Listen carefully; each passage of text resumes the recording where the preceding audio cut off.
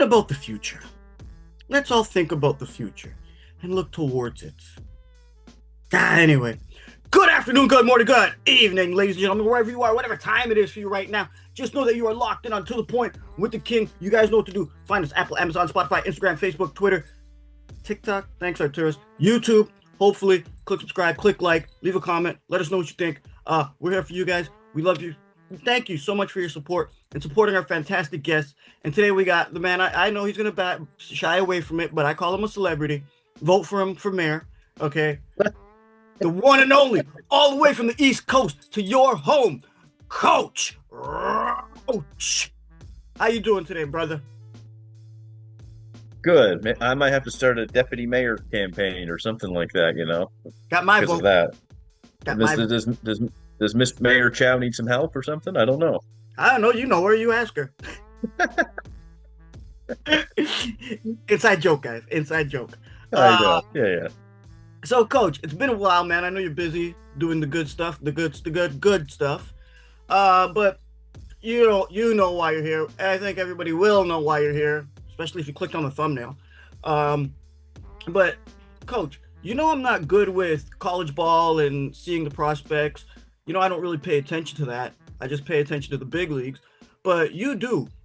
So, right now, currently, the Raptors are holding the 9th pick in this year's 2025 NBA draft. Now, you've been right before. You've only been wrong once. Okay? That was last year. Yeah, that was last year. And you were this close, just by one pick. I think by one pick. It was by one pick. Because I almost threw my phone away when I saw that. Anyway, but with the Raptors holding the 9th pick, can you look into your crystal ball and maybe give us a prediction, like give us a bunch of candidates or some candidates that you think the Raptors will draft at the 9th spot? So Masai and Bobby have been pretty clear about wanting a young big. And we're a small team. We got one guy over 7 foot, and that's Pirtle. And when you watch this team, size is a big problem. Basically at all positions, guard, forwards, and bigs. So it's been rumored that their guy is Khaman Malauch out of Duke. 7'2", 7'7" wingspan, 250 pounds. Well, 7'3", but yeah, that's true. I go 7'7". It's fine. Still 18 years old. Still somewhat new to basketball. He's only been playing for a couple of years, but he started to get exposure in the NBA Africa Academy and then get an offer to come to Duke, play center. And he's probably their guy at number 9. A lot of draft outlets have talked about Malauch to Toronto. I know William Liu and Hello Welcome podcast, he's always asking people, it's probably Malauch they might be targeting. But you're looking at a guy who puts up some pretty good numbers, even though he didn't play that many minutes. PER, player efficiency rating, of almost 26, but the usage rate was 16%. Typically, if you have a PER of 25, you have a usage rate of around 25. So this guy is incredibly efficient. Now he gets noticed a little bit because everyone thinks it's his defense that's really good. Actually, his defense is okay, but it's the offense of how much he makes it different. Yeah, just to give you some context. I saw somewhere his true shooting was 74%.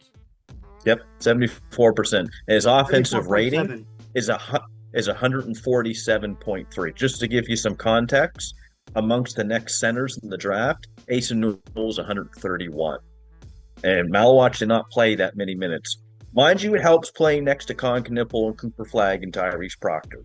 So yeah. I think Malauch, what he can bring offensively, we've seen in workouts how he can stretch the floor now, be a floor spacer. Duke never used him in that way. But when you go back and watch the Olympics last summer with South Sudan, he was taking jumpers over Anthony Davis, like at the right elbow. You'll watch him in the corner take threes. So he's a very big human being who probably has a fair amount of upside to be productive in this league. So if he is on the board at 9, and there's some indicators that say he won't be on the board, he's probably going to go as low as Brooklyn at 8. So we might just miss him again by one pick. But if he is there at 9, I think he's the Raptors guy. Okay, you know what? Even though Yep. it, I'll add one thing to that. I agree that that's who the Raptors should draft, right? That's why that would be my pick. Unfortunately, he's probably gonna go earlier. But the thing is, to add to your point, Coach, he's 18, but he's turning 19 before the season starts because him and I share the same birthday, Ah, right? That's one of the reasons I'm rooting for him. But there are other players out there. There's that one that's yep. being shoved down our throat constantly on those weird media outlets that can't really be trusted. You know who that is? Another center, The Derik Queen. Derik Queen. Yeah. All hail the Queen. our, our friend Beyond will sometimes say that to me. Derik Queen, I like his offensive game. I think he'd do very well in Darko's system. Here's the problem. I've heard from some scouts, consistency is a bit of an issue. Derik Queen's defense, questionable, suspect. The offense is there. He can dribble, pass, and shoot. A very high offensive rating. But the biggest question with Queen, fitness a little bit, consistency. He's a type where he'll get up for a game against Duke, or if he's in the NBA, he'll get up for a game against the Lakers, but go play Charlotte on a Tuesday night. We don't know how much he's going to be up for those games. Mm-hmm. So that's the issue that I kind of have with Queen is defensively. I don't like him for this team. We already stink defensively. I don't want to add someone else who can't play defense. That's one thing with Malauch. He's such a big body, and he showed a lot of rim protecting potential. I think that'd be a better fit there. Okay, so would you? So keep going. I don't want to cut you off. I was just rambling. Yeah, Your list of yeah. candidates. No, Malauch. my other prospect actually is a forward, Carter Bryant. He's got a lot of talk amongst Raptors Nation per se, and other scouts too. He's really risen up draft boards. This guy originally might have been a late first round pick, but because of the NCAA tournament, because of the combine, because of his interviews, he's done really well, and teams potentially like him in the top 10. We've seen in the playoffs the Mikal Bridges, the OG Ananobis, Yep. the Aaron Neesmith. Carter Bryant might be similar to those guys. Now, Bryant's a very fluid athlete, and I think when you think 3-and-D, that's him. So all those NBA players that I listed, he might be in the mold of them. Now he's more raw than those guys are, but he's only, again, I think he's 18 or 19 years old. He didn't start at Arizona. They brought him off the bench, and a lot of people were puzzled by that. Like, why aren't you bringing this guy? Why aren't you starting this guy? But I always like to remind people, Scotty didn't start Florida State. He came in off the bench. Yep. Marvin Williams, a long ways back for North Carolina. I think Carter Bryant is going to be another guy because we know how much Masai Ujiri loved OG Anunoby. Carter Bryant, I see him a little bit as Andre Iguodala, Mikal Bridges, OG, that kind of a mold of a player, that archetype. I think it's the word that I'm looking for. That would be a good fit. But all right, you guys heard it here first. But Coach, my question to you now, coach to coach, I understand that the Raptors, the main area they're lacking, and it's no secret, is at the big position, right? You listed off two centers there and a forward, right? And the way the Raptors are going, their current trajectory, they are a young team, and all these young guys are building, like with the 4 rookies last year, right, and getting another high draft pick this year, right? And Scotty's still young, Darko's still young in the system. It's still a building process. You think that the Raptors should get a young center to build with this team? Or do you think the Raptors are going to trade down in the draft to maybe get a big that's already established in the league? And if they do trade down, who do you see? I see a couple of names if they were to trade back. Danny Wolf has been getting a lot of traction lately. Now, he worked out for the Raptors. He's a 6'11", 7-foot center out of Michigan. Pass, dribble, shoot. I encourage people, go watch this guy's highlights. He's 7 foot and he can operate in the pick and roll as the ball handler. You don't see many 7-footers in the NBA who are able to do that. The jump shot, he shot 34% from three at Michigan. I can see why the Raptors in Darko's system would really like him. Now, the defense is going to be a little bit of a question. I don't see it being as bad as Queen's. I think he'll be an average defender at the NBA level. And just the way that he sees the floor, he's almost like an Alperen Şengün with a hint of Jokic, because he does everything well. He can score, he can pass, he can grab rebounds. He does a little bit of everything quite well. And I'm trading back, and I'm in the teens, let's just say, because I've heard he can be as high as 13 or 14. I think OKC likes him. There's a couple other teams that really like him out there. I'm like, man, if this guy's we trade back, he could be an option. I also like Thomas Sorber to Georgetown. Now, as you know, basketball fan, those Georgetown centers of the past, Patrick Ewing, Alonzo Mourning. Yeah, Georgetown does a pretty good job at developing centers. So he could have been a top 10 center coming into this draft, or excuse me, a top 10 pick, but he got hurt. And he had a foot injury and had to have surgery. Now, big guys and foot injuries, they worry me. I've seen too many of them. So I'm really hoping that it's not too serious, because he's a Greg Oden. There you go. Yao Ming. So we've had a lot of history around that. But Sorber is 6'9" with like a 7'6" wingspan. What? And he can pass, dribble, and shoot. Yeah, he's got a big, long wingspan. So he's shorter for a center. But he can score. He's got a nice jump shot. He can really pass, just like Danny Wolf can. So they have some options if they were to trade back into that kind of mid-teens, late-teens spot. Mm-hmm. And if they decide to do that, there's still some pretty good prospects there. Anybody else that you see back there? Because I got another question for you, but go on. Anybody else? I do like Cedric Howard. Now, pardon me? Cedric Howard from Washington State, or Eastern Washington, he only played 12 games maybe this year, but he's a junior. I think he started at Division III, then went D2, and then he went to Division I. He's got a lot of talk that NBA teams are loving the 3-and-D potential. He's like 6'6". He can really score the basketball, really shoot the basketball, which we need. There's a maturity level to him. You kind of know what you're getting. He's not a mystery box. Sometimes with prospects, they're a little bit of a mystery box, but with Cedric Howard, he's not. So I can see him, if we were to trade back, he offers a skill set, quite honestly, we don't really have right now to kind of pair with Scotty Barnes and Grady Dick, and maybe Ingram to a degree. And with Ingram's injury history, which worries me, here's a guy that can maybe step into that 3 spot and give you some offense. I do want to say one more thing, because I didn't mention my 3 prospects are Khaman Malauch, Carter Bryant. The other one is an international prospect, and Noa Essengue from France. He's playing right now, actually, in the German league. I think it's called the BBL league. The BBL league, and right now it's Bayern they're playing against, I believe. Yes. Right now. So Noa Essengue has gotten a lot of traction over the last couple of weeks. Yeah. He's 6'11" in shoes. Does a little bit of everything. I spoke to a couple. Love his activity. He does everything well. When you see his strides, it's Giannis-like. I'm not comparing him to Giannis. That's not fair. But he's got these long strides.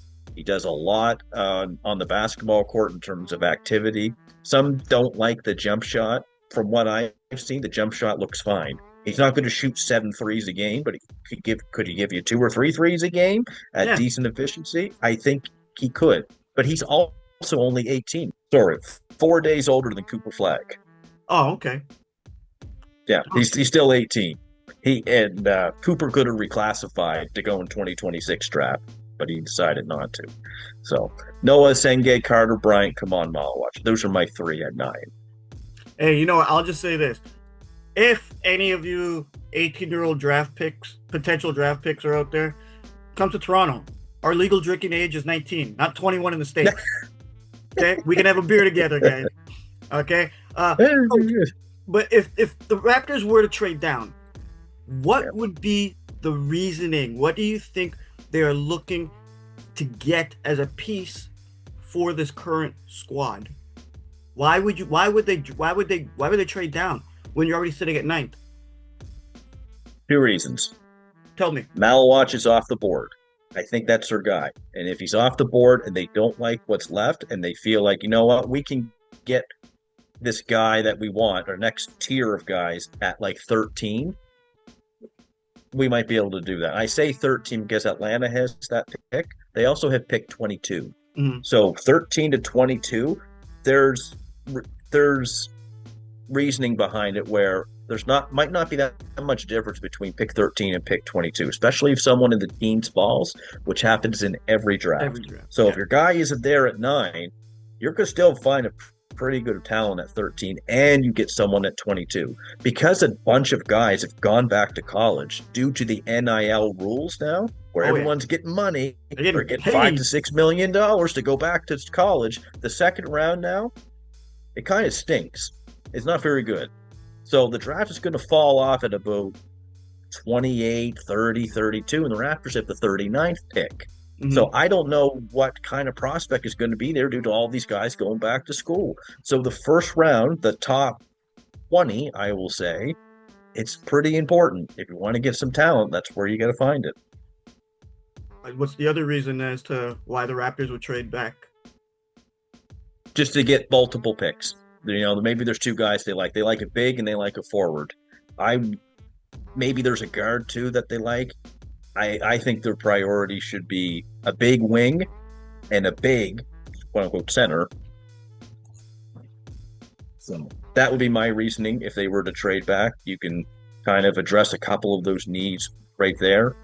And if you were to trade back too, maybe a couple of those picks could be used in a bigger deal for someone. That's what I'm alluding to.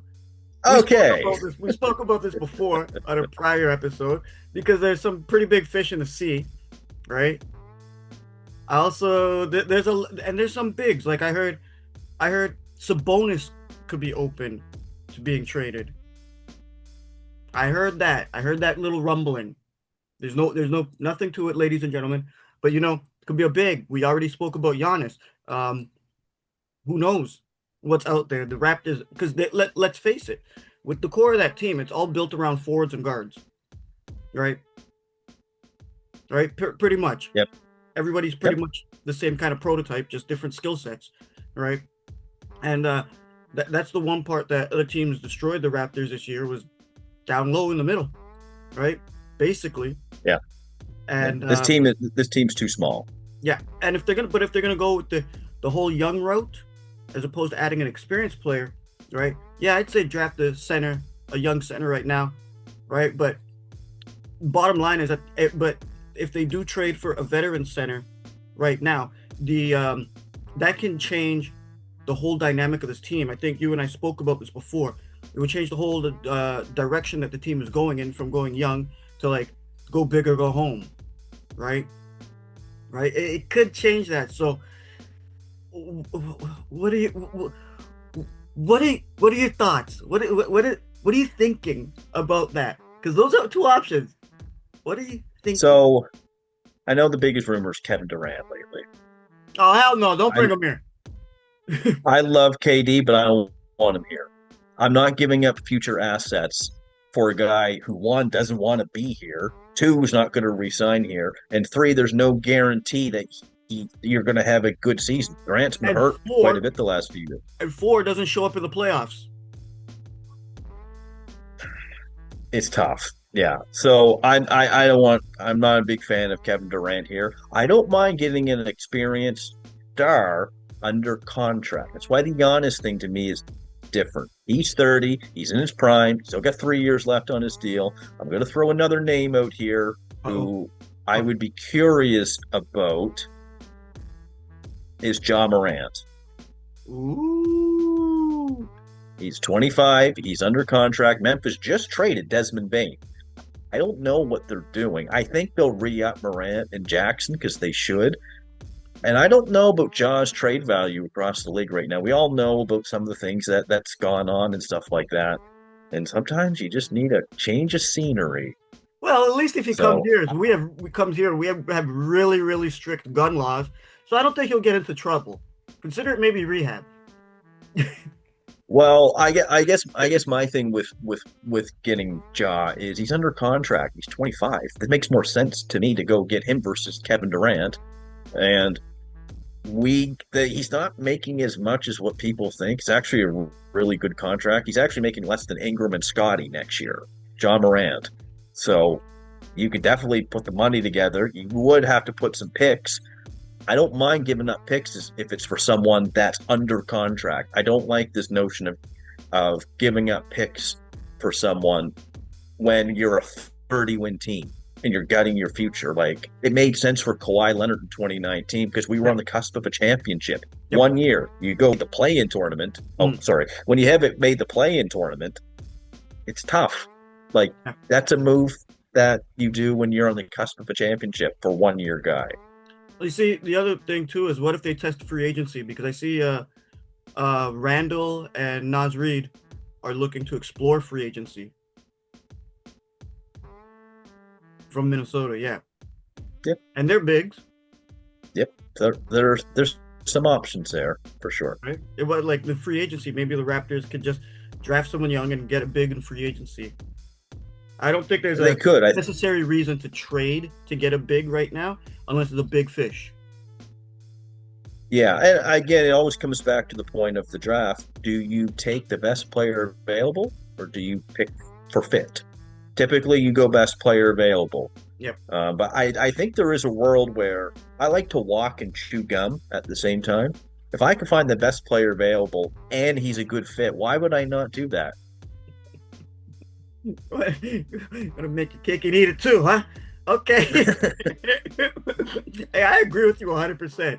Coach, before we get out of here, oh, by the way, there might be some clips of other people coming in here with their draft picks. If you guys out there, let us know what you think. Hey, Lex, thanks for joining us, my man. I had to ask you. No problem. For the 9th pick for the Toronto Raptors, what's your predictions? Well, first, I hope that Khaman Malauch falls to 9, but it's not probably likely. But if he does, that's just you take him. But if not, I highly recommend a player who's very Claxton-esque from Georgia named Asa Newell. And if he's not available, Georgetown's Thomas Sorber is a fantastic athlete. He's a great shot blocker. He's very Ibaka-esque. And those are my 3 favorite picks for a big man for the Raptors at 9. I'm really primarily saying we got to get a center because this is a good center's draft. Yeah. Yeah. Thanks for having me on, man. No problem. You guys check out Raptors Freak, 9:30 every morning on YouTube. Go check them out. Thanks again, Lex. Hey, what's up, Brian? How's it going? With the 9th overall pick, I got the Toronto Raptors selecting Igor Demin, a very controversial pick. I think he's going to be a great passer. I know there's some questions about his shot and how it's going to look at the NBA level, but I think the Raptors will work wonders with him, and I think he's going to be an excellent pick for the Toronto Raptors. And if they don't pick him, you know what? Believe in Masai Ujiri. Go Raptors. Coach, is there anything left you want to go say to the people out there? Excited for draft day. I always love having a pick. This year we have a top 10 pick, which is great. I think we're going to get a pretty good player at 9, get an opportunity to do so. But be on the lookout maybe for potentially trading back, but getting multiple picks in this first round. And yes, alert for anyone in the top 5 or 6 that could fall to 9, because there's lots of rumors out there about guys slipping in the draft. Keep your eye on my man, Jeremiah Fears out of Oklahoma. Okay. He's top 4 on my big board, 6'4" guard. That archetype does pretty well in the NBA, so yeah, I like him. Okay, Coach, you're there in the boardroom. You got work to do. I got work to do, man. I got some film to watch. I got some agents to talk to. You got to get on that whiteboard. Always. I got to put Ace. Go on. I got to put Ace Bailey's name on the board, man. I don't know if I want to talk to his agent right now. From some of the rumblings are, but nevertheless, he doesn't want to work out for nobody. No. He's talented young man, but interesting representation. I'll just put it that way. Yeah. All right, Coach. Always a pleasure talking to you. The people out there love you, right? We got nothing but love for you here at To The Point. Okay. And let's get out of here. It's going to be a long day. Anyway. Yep. Good afternoon, good morning, good evening, ladies and gentlemen. Thank you for your support. Thank you for watching us. And just show your love to my man right there, the Deputy Mayor of Toronto. All the way from the East Coast to your home, the Coach Roach. We're out of here. Peace.